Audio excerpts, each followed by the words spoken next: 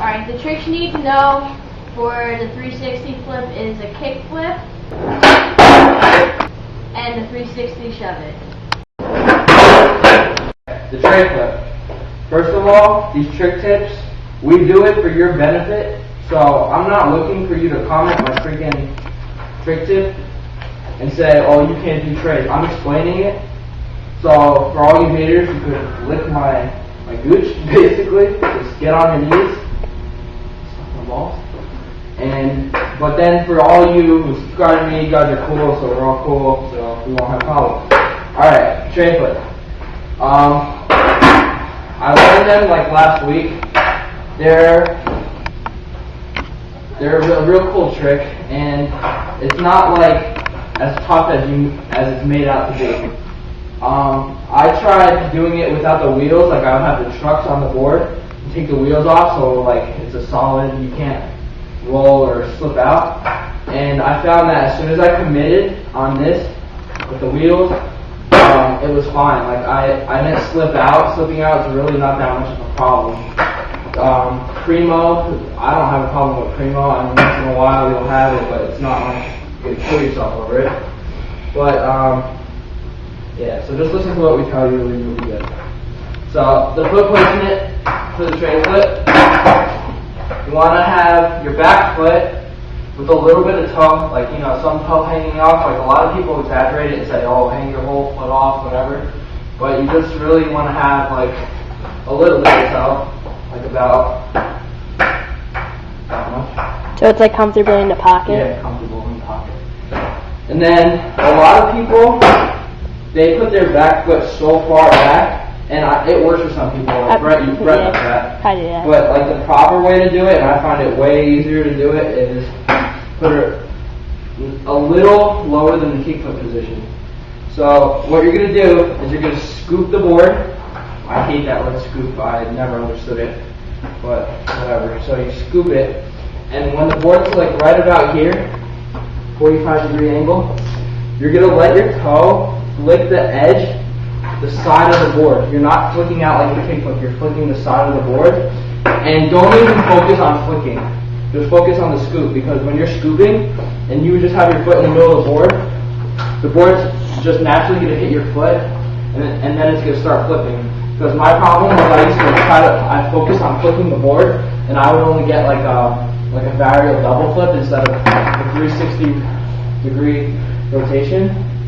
So don't focus on flicking too much. Just scoop the board and let your toe hit the side of the board. Don't go flicking it out. It's going to go crazy and you're just going to piss yourself off.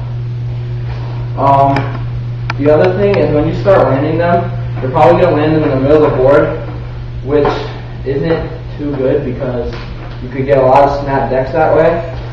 And I know it sounds like at first you can't really watch the board come around, but I could like watch the board come around now a little bit. So I know where to land on the bolt, and when it comes around, just spot it, because at one point your board's going to be like this in the air, and your foot's going to be all the way up here, believe it or not, even though it doesn't feel like it. But that's when you start to see the bolts come around, and then you bolt it. And I guess, do you think stationary is easier to land or moving? I find moving easier.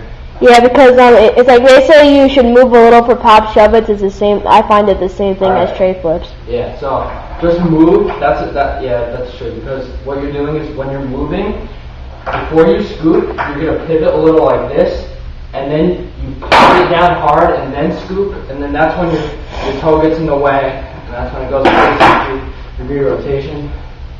So yeah, that's about it for the explanation. So that's going to tell you all about common problems, and then we'll show you some. Alright, common problems. There's a lot of them. Like, most of them are when you're first learning them. It's like you don't really get the rotation. It's like you just kind of do something like, and like you think you're doing it, but it goes out really far. And that's what happened with me, so I just stopped doing it for a little bit, but then I started doing it again. And another one is sometimes when you do the trick, you accidentally, from your full position. If you accidentally do a 360 shove it, because when you're trying to flick, it's like how Keith said that sometimes like it just naturally flicks, and like when you try to flick, it might backfire and you don't get any flipping. You just do a 360 shove.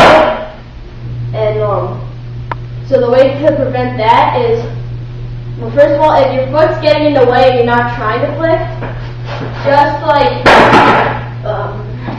kind of familiar with the like so places, but just like and just like try to control your front foot in the air, so it's like you don't do it, you're just flicking where you would for a kick, but try to like get your foot out.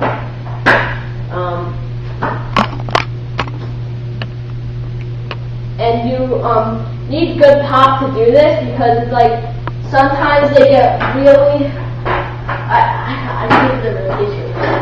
Like they get like really low to the ground, and that's because you're not getting good pop. So it's like you're like doing a 360 shove it, but you're just getting this tiny little flick in. So just make sure you get nice pop. And under rotating, like not like flip, like the 360 shove it part. And that's the way I always used to land it at first, is that I get 270, and I would mostly land it because I get a little more than 270, except sometimes I shoot out. It's all about just flicking it harder, while scooping it harder. And like they say that this might be a good way to manage it, but when you're scooping, and you're trying to like kick your butt like that sort of thing with your heel.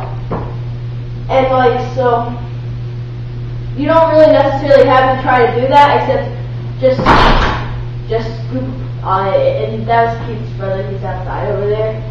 Well, so you just gotta try to scoop harder. And you're probably not gonna be able to do this at first, like watching the board. So you're probably just gonna like just jump and hope you land on it. So once you get better at it, I'm still not able to do this, except you also coach being able to do this. It's like when they do it, it's like they always land it with their front foot first, kind of like the pop shove it. Except like let's see, the like foot's out here, and then like you'll like land it. That's really it. Can you think of anything?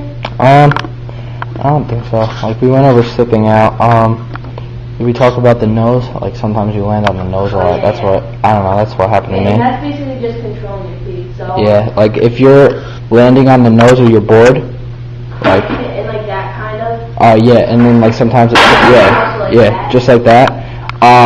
Basically what you're gonna do is you're just gonna try to lean back more and not lean as much far forward. Like sometimes when you're leaning too far forward, your board will rotate completely behind you and you'll jump right in front of it. And then sometimes you land it on the nose, just like Brett showed you. And then, so what you have to do is just lean back more, and then it's just all about commitment, so don't be afraid of shooting out. And, like, sometimes it feels a little scary to lean back more because you think you'll shoot out, but that's just how you do it, so. Yeah, it's a cool trick, and it's like... Yeah, it's like a real crowd pleaser. It's like almost like a trick you need to know Yeah. if you like want to become a good skater. And we'll show you an examples. Alright.